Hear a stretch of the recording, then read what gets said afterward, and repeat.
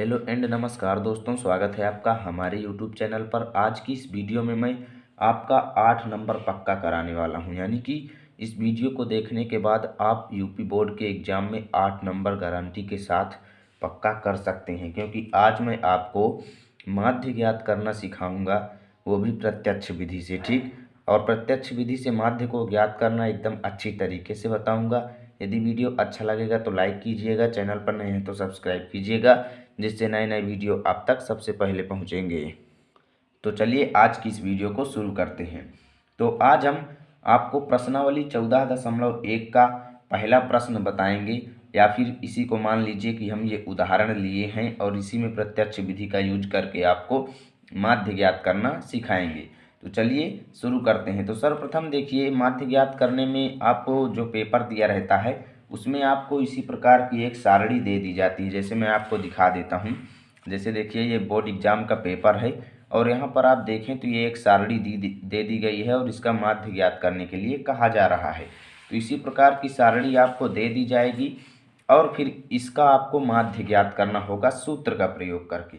तो चलिए मैं पहले प्रत्यक्ष विधि का सूत्र दिखा देता हूँ। तो प्रत्यक्ष विधि का सूत्र होता है sigma F I x I upon sigma F I. यानी कि हमें सिग्मा एफ आई पहले एफ आई एक्स आई निकालना पड़ेगा और उसके बाद सिग्मा एफ आई से उसमें डिवाइड करना पड़ेगा, तो हमें माध्य मिलेगा। ठीक, तो हमेशा याद रखना, जब आप प्रत्यक्ष विधि का यूज करें माध्य ज्ञात करने के लिए, तब आप वहाँ पर 4 कॉलम बनाएं। यानी कि आपको मैं यहाँ पर दिखा देता हूँ, तब आप वहाँ पर 4 कॉलम बनाएं यदि आप प्रत्यक्ष विधि से माध्य निकाल रहे हैं। यानी कि प्रत्यक्ष विधि से माध्य निकालते समय आप 4 कॉलम बनाएंगे और जब आप कल्पित माध्य विधि से निकालेंगे तब आप वहाँ पर 5 कॉलम बनाएंगे। ठीक, तो इससे आपको किसी भी कॉलम को काटने की ज़रूरत नहीं पड़ेगी और आप अच्छी तरीके से कर पाएंगे। ठीक, तो अब जैसे मैंने देखिए कॉलम पहले से ही बना रखे है इस सारणी को, और उसमें वर्ग अंतराल के जितने भी मान थे, जैसे आप देखें यहाँ पर, तो वर्ग अंतराल में इतने मान हैं। ठीक, इन सभी को मैंने यहाँ पर लिख लिया है और उसके बाद बारंबारता वाले जो मान हैं इनको इसमें आप क्रमशः लिख लेना है। जैसे देखिए 0-2 वर्ग अंतराल का एक बारंबारता है, तो इसको मैंने यहाँ पर लिख लिया है, और 2-4 वर्ग अंतराल का 2 बारंबारता है, तो इसको मैंने लिख लिया है, और 4-6 वर्ग अंतराल का 1 बारंबारता है, तो इसको मैंने लिख लिया है। इसी प्रकार क्रमशः देखिए 6 से 8 वर्ग अंतराल का जो यहाँ पर बारंबारता है 5 है, तो इसको मैंने यहाँ पर लिख लिया है, और क्रमशः इसी प्रकार सबका मैंने बारंबारता यहाँ पर लिख लिया है। ठीक, जैसे देखें आप, तो यहाँ पर मैंने सभी का बारंबारता लिख लिया है। अब बारंबारता लिखने के बाद आपको सिंपली क्या करना है, इनका मध्य चिन्ह निकालना है। अब मध्य चिन्ह कैसे निकाला जाता है इसे मैं आपको रफ पेपर में बता देता हूँ। तो मध्य चिन्ह निकालने का जो फॉर्मूला होता है वो होता है ऊपरी सीमा प्लस निचली सीमा बटे 2। ठीक, तो अब जैसे हमें 0-2 वर्ग अंतराल का मध्य चिन्ह निकालना है, तो इसकी जो ऊपरी सीमा है वो 2 है तथा निचली सीमा जो है वो 0 है। ठीक, तो सर्वप्रथम क्या करेंगे, ऊपरी सीमा की जगह पर 2 रख देंगे, 2, और प्लस निचली सीमा की जगह पर 0 रख देंगे, 0 और बटे में 2। तो अब जैसे 2 और 0 को जोड़ेंगे तो 2 आएगा, और 2 में 2 का डिवाइड करेंगे तो 1 हमको मिलेगा। यानी कि मध्य चिन्ह हमें कितना मिलता है, 1 मिलता है। ठीक, इसी प्रकार सभी का मध्य चिन्ह हमें निकालना है। जैसे अब हम 2-4 का निकालेंगे तो 2 में हम 4 जोड़ देंगे और बटे में 2 कर देंगे, तो 2 और 4 जुड़ करके 6 आ जाएगा, और 2 से डिवाइड करेंगे तो हमको कितना मिलेगा, 3 मिलेगा। ठीक, तो इस प्रकार यहाँ पर लिख देंगे।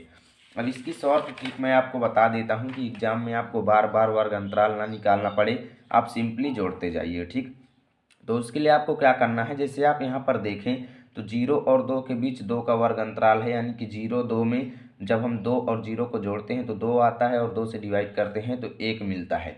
तो आप देखें तो 2 का आधा कितना होगा, 1 होगा। अब उसके बाद अगली बार आपको क्या करना है, 2 में 1 जोड़ देंगे 3 आ जाएगा। अब 4 में 1 जोड़ देंगे तो कितना आ जाएगा, 5 आ जाएगा। 6 में 1 जोड़ देंगे कितना आ जाएगा, 7 आ जाएगा। 8 में 1 जोड़ देंगे कितना आ जाएगा, 9 आ जाएगा।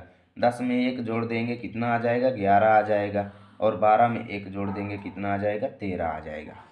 इस प्रकार से भी आप कर सकते हैं, या फिर आप जो वर्ग अंतराल है उसमें पहली संख्या में आप जोड़ते जाइए। जैसे 1 में 2 जोड़ेंगे तो 3 आएगा, 3 में 2 जोड़ेंगे 5 आएगा, 5 में 2 जोड़ेंगे 7 आएगा, 7 में 2 जोड़ेंगे 9 आएगा, 9 में 2 जोड़ेंगे 11 आएगा, और 11 में 2 जोड़ेंगे तो 13 आएगा। ठीक, अब हमें देखिए एफ आई और एक्स आई निकालना है, तो एफ आई जो होता है वो बारंबारता होता है, बारंबारता को ही हम एफ आई कहते हैं। ठीक, इसको आप दिमाग में बसा लीजिएगा। एफ आई को हम बारंबारता कहते हैं और एक्स आई को हम मध्य चिन्ह कहते हैं। ठीक, तो यानी कि हमें बारंबारता और मध्य चिन्ह का गुणा करके यहाँ पर लिखना है। ठीक, तो एक का जब एक में गुणा करेंगे तो एक ही आएगा, दो का तीन में गुणा करेंगे तो छः आएगा, एक का पाँच में गुणा करेंगे तो पाँच आएगा, और पाँच का सात में गुणा करेंगे तो 35 आएगा, और नौ का छः में गुणा करेंगे तो 54 आएगा, और 11 का दो में गुणा करेंगे तो 22 आएगा, और 13 का तीन में गुणा करेंगे तो 39 आएगा। ठीक,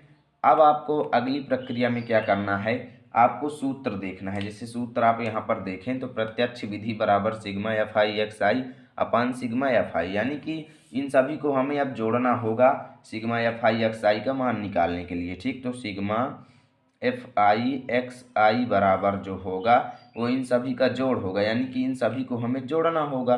तो जोड़ने के बाद जो आएगा उसको हम यहाँ पर लिखेंगे, और सिग्मा एफ आई जो होगा वो इन सभी का योग होगा। ठीक, तो सिग्मा एफ आई बराबर इन सभी को जोड़कर हमें यहाँ पर लिखना होगा। तो चलिए पहले हम इनको जोड़ लेते हैं। जैसे देखें तो 9 2 11, 4 15, 5 20, 5 25, और 25 छः होता है 31, और 31 एक 32 की 2, और यहाँ पर हासिल आए 3, 3 3 6 2 8, 5 13, 13 3 16। ठीक, 162 ये यहाँ पर आता है, और इसको जोड़ लेते हैं। जैसे देखिए 3 2 5, 5 6 11, 5 16, 1 17, 2 19, 1 20। ठीक, तो ये हमें मिलता है 20।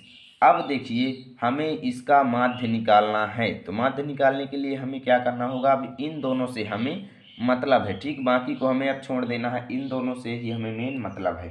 तो माध्य कैसे निकलेगा, यहाँ पर निकलेगा सिग्मा एफ आई में सिग्मा एफ आई का भाग देना। तो इसका मान आता है, देखिए सर्वप्रथम लिख देंगे माध्य, माध्य बराबर सिग्मा एफ आई एक्स आई का मान कितना है 162, तो 162 लिख देंगे, और बटे में सिग्मा एफ आई का मान कितना है 20, तो 20 लिख देंगे। ठीक, अब 162 में आपको 20 से डिवाइड करना है, फिर जितना आएगा वही आपका आंसर हो जाएगा। तो चलिए रफ पेपर में हम डिवाइड कर देते हैं। तो 162 में हम भाग देंगे 20 का। ठीक, 20 का, तो ये जाएगा 20 अट्ठे 160, यहाँ पर 2 बचेगा, 2 में 20 का भाग जाएगा नहीं, तो यहाँ पर दशमलव लगाएंगे और यहाँ पर 0 ले आ देंगे। अब 20 एक कम 20, ये 20 से 20 कट जाएगा, तो हमें कितना मिलता है 8.1। तो यहाँ पर माध्य बराबर जो होगा वो क्या होगा 8.1, यही हमारा आंसर हो जाएगा। ठीक, मैं उम्मीद करता हूँ प्रत्यक्ष विधि आपको समझ में आई होगी। यदि वीडियो अच्छा लगा है तो लाइक कीजिए, चैनल पर नए हैं तो सब्सक्राइब कीजिए, साथ ही कमेंट करेंगे तो हम अगली विधि यानी कल्पित माध्य विधि को भी समझा देंगे। ठीक।